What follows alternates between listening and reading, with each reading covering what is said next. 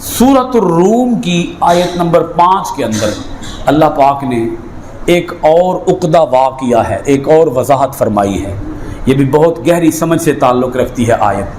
بِنَصْرِ اللَّهِ،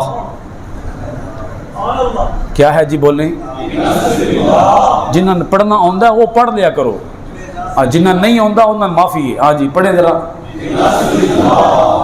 اللہ کی مدد سے، اس کا مطلب یہ ہے کہ اگر رومی فتح یاب ہوں گے تو رومیوں کو مدد کس کی حاصل ہوگی؟ سپر پاور ہے کون؟ اللہ۔ تو اللہ ہی کیا کرے گا؟ مدد۔ یہاں بتا دی اللہ پاک نے یہ بات، حاکم بھی وہی ہے، مددگار بھی وہی ہے۔ یہ لفظ ہے نا، ان کو ذرا اپنے ذہن کے اندر اچھی طرح سے بٹھانے کی کوشش کرنی چاہیے۔ بولیے گا ذرا، حاکم بھی کون ہے؟ حکم بھی اسی کا چلتا ہے، مدد بھی اسی کی چلتی ہے۔ اس کے حکم کے بغیر بھی کچھ نہیں ہو سکتا اور اس کی مدد کے بغیر بھی کچھ نہیں ہو سکتا۔ بِنَصْرِ اللَّهِ، اللہ کی مدد سے۔ پھر اللہ پاک آگے فرماتا ہے وہ مدد کرتا کن کی ہے؟ دیکھیں نا اللہ تعالیٰ کتنی وضاحت سے اپنی بات ارشاد فرماتا ہے۔ فرمایا یَنْصُرُ مَن یَشَاءُ، وہ مدد ان کی کرتا ہے جن کی وہ مدد کرنا چاہتا ہے، یہ اس کی چاہت پر منحصر ہے، وہ جس کی مدد کرنا چاہے۔ بولیے گا ذرا، وہ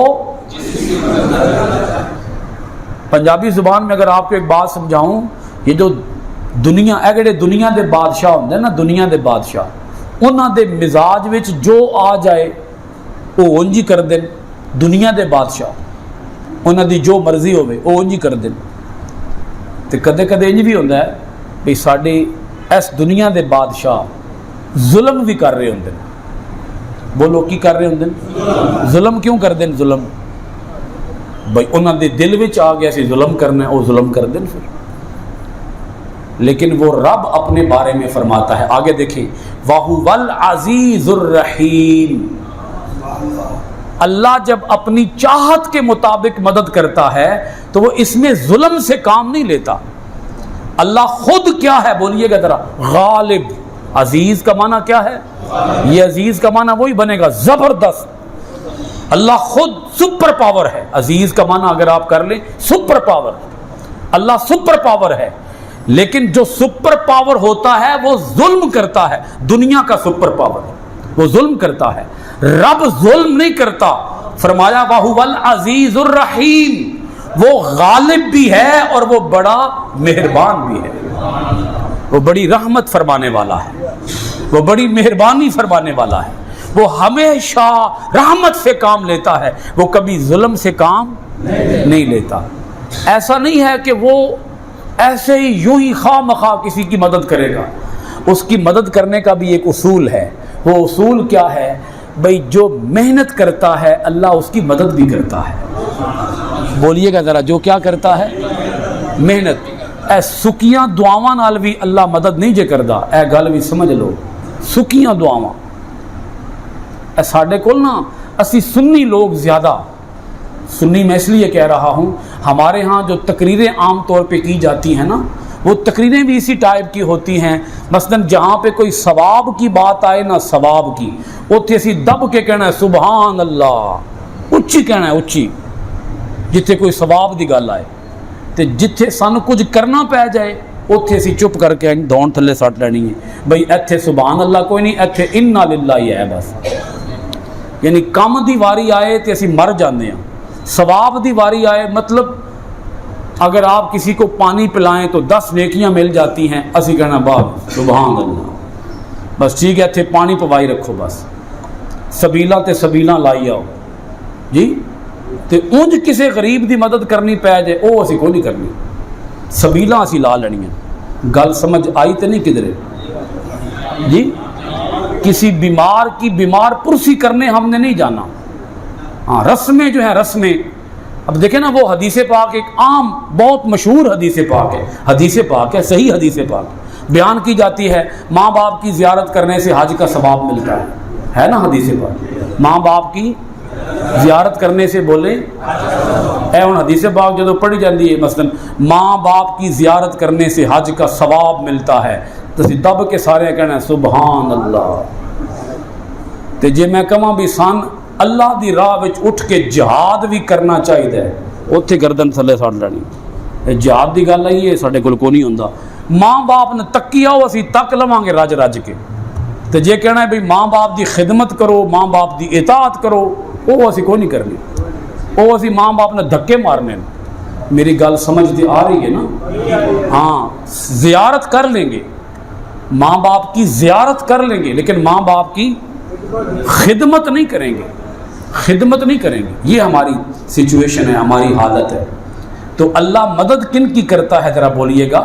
जो मेहनत करते हैं, जो मशक्क़त करते हैं, जो जद्दोजहद करते हैं, जो स्ट्रगल करते हैं, जो अपनी जीत के लिए कोशां होते हैं, अपनी स्ट्रेटजी बनाते हैं, अपनी हिकमत अमली तय करते हैं, अपनी मनसूबाबंदी करते हैं, अपने लिए वो मशक़ें करते हैं, ट्रेनिंग करते हैं, उसके लिए माल असबाब जमा करते हैं, हाथ पे हाथ धर के बैठ नहीं जाते। यहाँ ये बात भी रब ने पूरी तरह खोल के समझा दी कि ए रूम के रहने वालों, तुम भी मत समझ बैठना कि अल्लाह ने खबर दे दी है अब हम हाथ पे हाथ धर के बैठ जाएं, चंद सालों में जंग होगी और हम फतह याब हो जाएंगे। तुम फतह याब होगे, किसके जरिए फतह याब होगे? अल्लाह की मदद से। और अल्लाह की मदद किन को आती है? जिन्हें अल्लाह मदद पहुंचाना चाहता है। और अल्लाह मदद किन की करता है? जो अल्लाह ताला से मदद लेने के लिए कोशिश भी करते हैं। एक है दवा और एक है दुआ। एक क्या है बोले? दवा। और एक क्या है? दुआ। तो दुआ भी चाहिए, दवा भी चाहिए। दवा के बगैर अगर कोई निरियां ते सुकियां दुआवां करदा रहे, की ख्याल है? ठीक है या गलत है? बिल्कुल ठीक है। सुकियां दुआवां कह रहे हैं, तुसी पता नहीं गल सुनी नहीं मेरी। सुकियां दुआवां कह रहे हैं। कोई अगर बंदा दवा ना खाए, दवा ना खाए, सुकियां दुआवां ते काम रखे, तो ठीक है या गलत है? यही तो समझाना चाह रहा हूं। या सुरु मई यशा, अल्लाह फरमाता है जिसकी मदद करना वो चाहता है उसकी वो मदद करता है। पर अल्लाह का उसूल है, उसकी चाहत का भी उसूल है। ऐसे नहीं है कि यूं ही वो चाह ले, बस उसने चाह लिया जी। उसकी चाहत भी फजूल में नहीं होती, बेमकसद नहीं होती। उसकी चाहत भी किसी उसूल पर मबनी है। और उसका उसूल क्या है? जो भी काम करेगा, प्लानिंग करेगा, मेहनत करेगा और सामान असलहा जमा करेगा और सामान लश्कर को तैयार करेगा, घोड़े तैयार करेगा, खच्चर गधे तैयार करेगा, तीर तलवारें तैयार करेगा, नेज़े तैयार करेगा और दीगर जितना भी सामान जंग है वो तैयार करेगा। हर दौर का जो सामान जंग है वो तैयार करेगा, तो अल्लाह ताला फिर उसकी मदद करना चाहेगा। कुछ समझ आ रही है कि नहीं आ रही? अल्लाह उसकी मदद करना चाहेगा, तो उसकी चाहत का ये उसूल है। देखिए ना, हमारे यहाँ ये दो लफ्ज़ बोले जाते हैं, एक है तदबीर और एक है तकदीर। बोल रहे आप हजरात भी? तदबीर और तकदीर। तदबीर हमने करनी है, मगर तदबीर करके भरोसा तदबीर पे नहीं करना, भरोसा तकदीर पे करना है।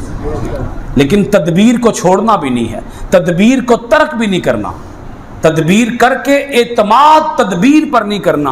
एतमाद बोले किस पर करना है?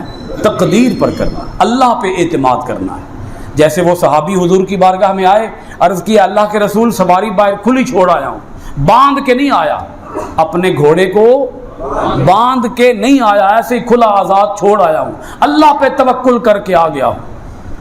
मेरे नबी पाक अलैहिस्सलाम ने इरशाद फरमाया, इक़िलहा व तवक्कल, पहले अपनी सवारी को बांध, फिर अल्लाह के ऊपर तवक्कुल कर।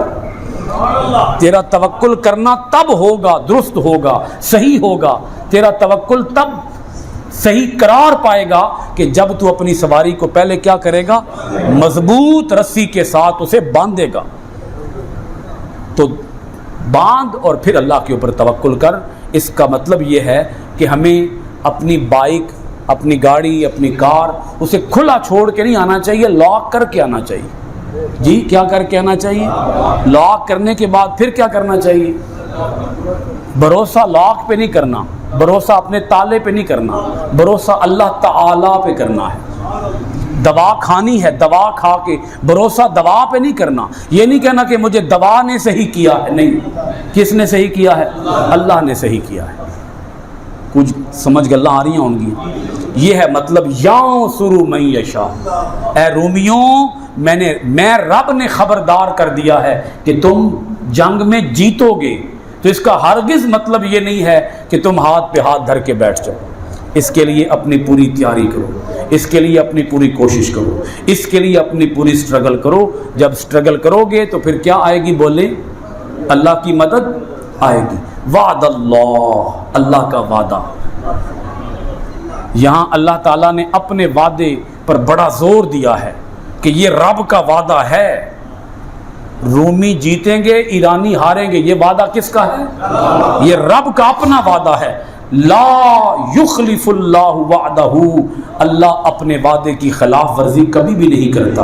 ولکن اکثر الناس لا یعلمون، لیکن اکثر لوگ جانتے نہیں ہیں۔ یہ بھی اللہ تعالیٰ نے اسی اعتراض کا جواب دیا۔ وہ ٹھٹھا اڑاتے تھے مکہ کے جو کافر تھے، وہ کہتے تھے کیسے روم کیسے جیتے گا، روم کیسے فاتح بنے گا، روم کیسے غالب آئے گا، ہار گیا ہے ایک دفعہ، ہارنے کے بعد اب دوبارہ جیت کیسے سکتا ہے۔ وہ ٹھٹھا اڑاتے تھے، وہ کہتے تھے یہ کبھی ممکن نہیں ہوگا، یہ تمہارا خواب ہے، یہ تمہارا خیال ہے، ایسا کبھی ہو ہی نہیں سکتا۔ رب نے کافروں کا یہ مغالطہ دور کرنے کے لیے یہ آیت نازل فرمائی، وعد اللہ، کافروں تم اس بھول میں مت رہو کہ ایسا ہونا ممکن نہیں ہے، یہ وعدہ رب نے خود کیا ہے، اور وہ اپنے وعدے کو پورا کرنا جانتا ہے کہ میں نے اپنے وعدے کو پورا کیسے کرنا ہے۔ اللہ کا وعدہ برحق ہے، اللہ کا وعدہ کبھی بھی اللہ تعالیٰ اپنے وعدے سے مکرتا نہیں ہے، اپنے وعدے سے ہٹتا نہیں ہے، اپنے وعدے سے پھرتا نہیں ہے۔